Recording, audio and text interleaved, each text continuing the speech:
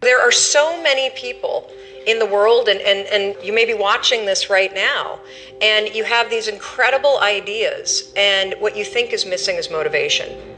And that's not true. Because the way that our minds are wired, and the fact about human beings is that we are not designed to do things that are uncomfortable or scary or difficult. Our brains are designed to protect us from those things because our brains are trying to keep us alive.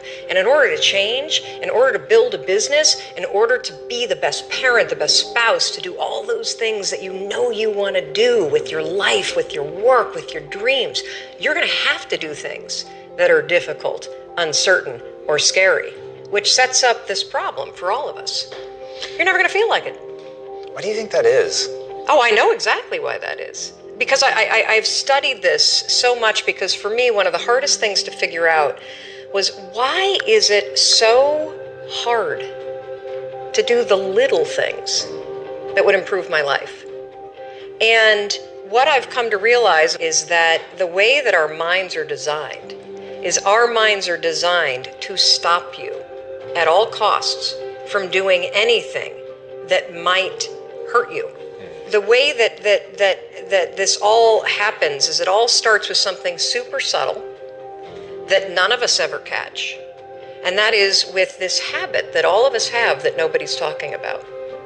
We all have a habit of hesitating. We have an idea. You're sitting in a meeting. You have this incredible idea. And instead of just, saying it, you stop and you hesitate. Now, what none of us realize is that when you hesitate, just that moment, that micro moment, that small hesitation, it sends a stress signal to your brain. It wakes your brain up, and your brain all of a sudden goes, oh wait a minute, why is he hesitating? He didn't hesitate when he put on his killer spiky sneakers. He didn't hesitate with the really cool track pants. He didn't hesitate with the NASA t-shirt. Now he's hesitating to talk. Something must be up. Then your brain goes to work to protect you. It has a million different ways to protect you. One of them is called the spotlight effect. It's a known phenomenon where your brain magnifies risk. Why? To pull you away from something that it perceives to be a problem. And so you can truly trace every single problem or complaint in your life to silence and hesitation. Those are decisions. What I do, and what's changed my life, is waking up and realizing that I'm never going to feel like doing the things that are tough or difficult or uncertain or scary or new. So I need to stop waiting until I feel like it. And number two, I am one decision away from a totally different marriage, a totally different life, a totally different job, a totally different income, a totally different relationship with my kids.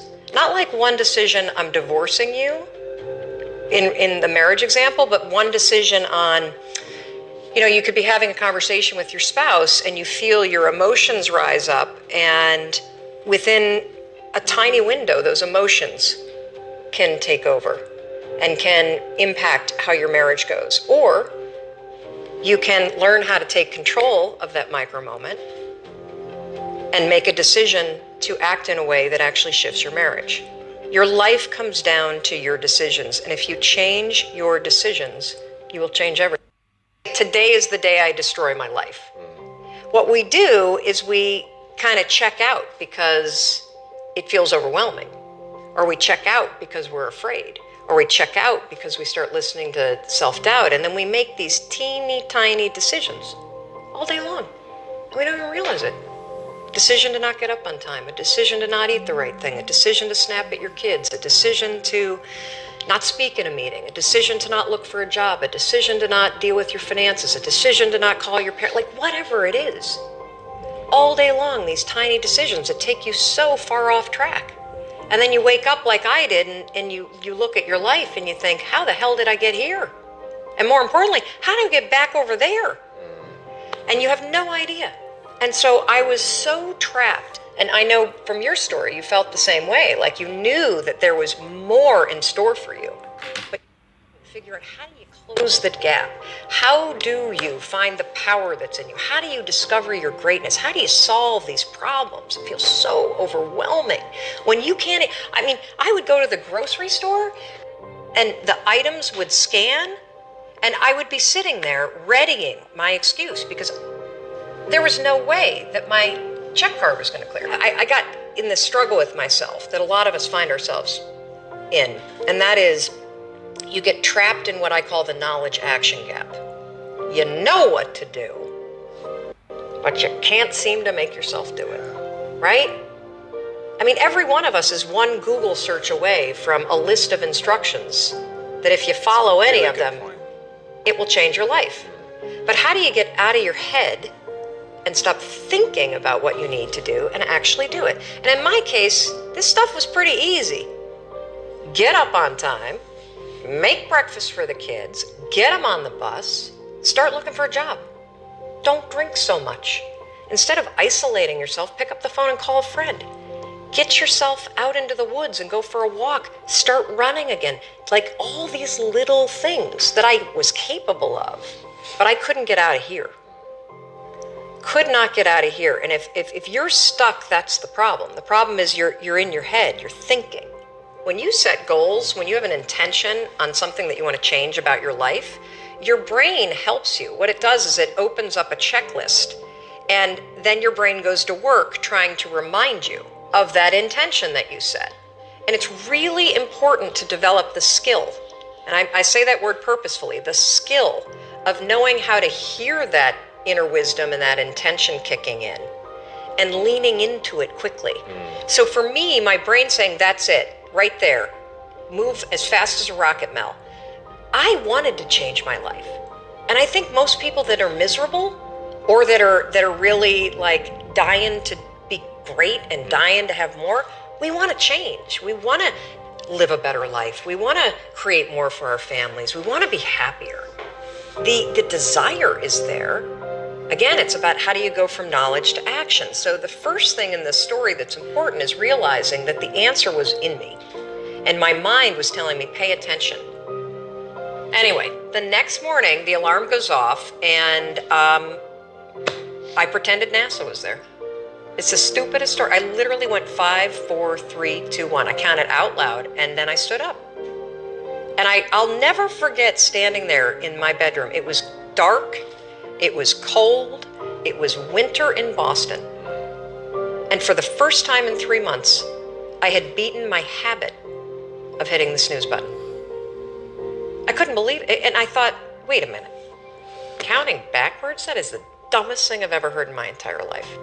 Well, the next morning I used it again and it worked. The next morning I used it again and it worked. The next morning I used it again and it worked. And then I started to notice something really interesting. There were moments all day long, just like that 5-second moment in bed, where I knew, knowledge, what I should do. And if I didn't move within 5 seconds, my brain would step in and talk me out of it. Every human being has a 5-second window, might even be shorter for you. You have about a 5-second window in which you can move from idea to action before your brain kicks into full gear and sabotages any change in behavior. Because remember, your brain is wired to stop you from doing things that are uncomfortable or uncertain or scary. It's your job to learn how to move from those ideas that could change everything into acting on them.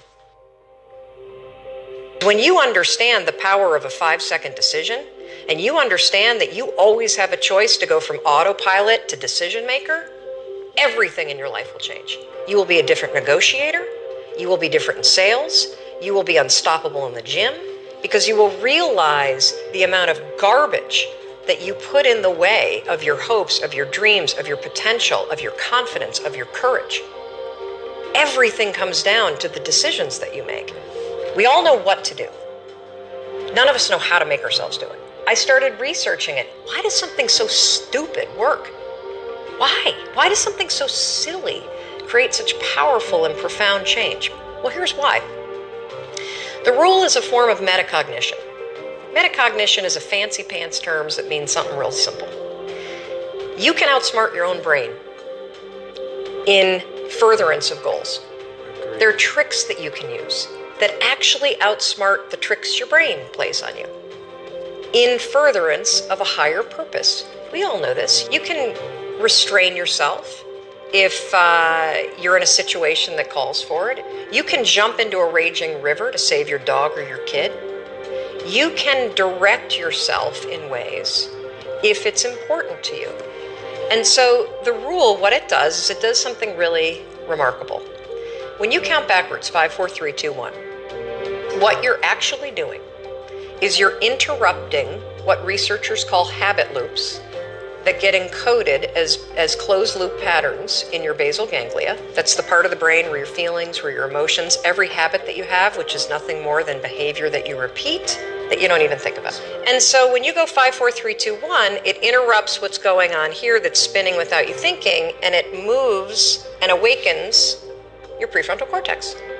So when you hit 1, your habit has been interrupted. So you've interrupted self-doubt.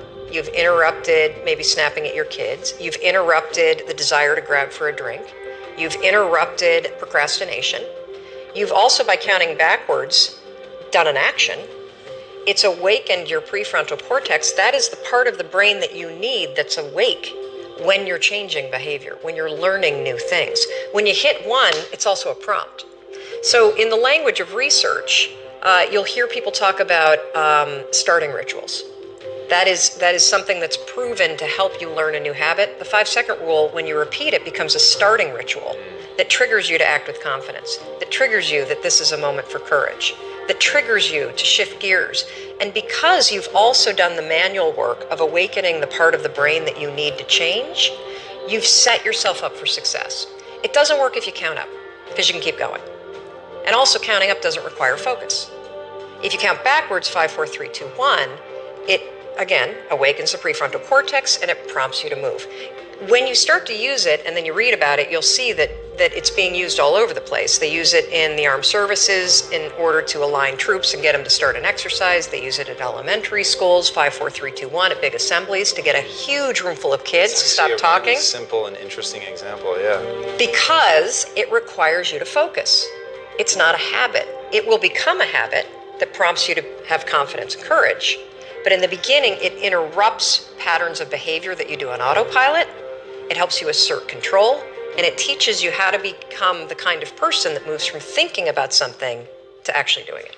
I think we're all flawed, and that's the beauty of who you are. And instead of trying to make yourself perfect in every area, it's so much easier when you accept the things that you're terrible at, or that are your weaknesses, or that are the things about your wiring. Look, if I were diabetic, I would take insulin. I happen to be somebody that's wired for anxiety. Right. No big deal. So figure out how to, instead of fighting those things, actually trick it. Because the truth is that you're never going to feel ready to make these changes. You're never going to feel like doing them, but you can always make a decision. That's always in your control. Staying with somebody that treats you like garbage is a decision. It is. Staying at a job that you hate is a decision. Staying in the body that you are not proud of is a decision. Is it going to be easy? No, it's not going to be easy to change. It's simple. Do a Google search and then use the 5-second rule to force yourself to do that stuff. Change comes down to 5-second decisions, and this is why the 5-second rule is important for everybody to know. It's your job to push yourself. And I don't care if you're Dr. Martin Luther King Jr., or you're Michelangelo, or you're Lin-Manuel Miranda, who wrote Hamilton, you will struggle with self-doubt. And everybody that you admire, everybody, and the list is the same for everybody. Oh, Oprah Winfrey, and I want to be like, Tom, and I want to be like, Branson, and I want to be like Jay-Z, and I want everybody's list is the same. Bill Gates, and do you know what those people do? They do not have the habit of hesitating. They trust themselves.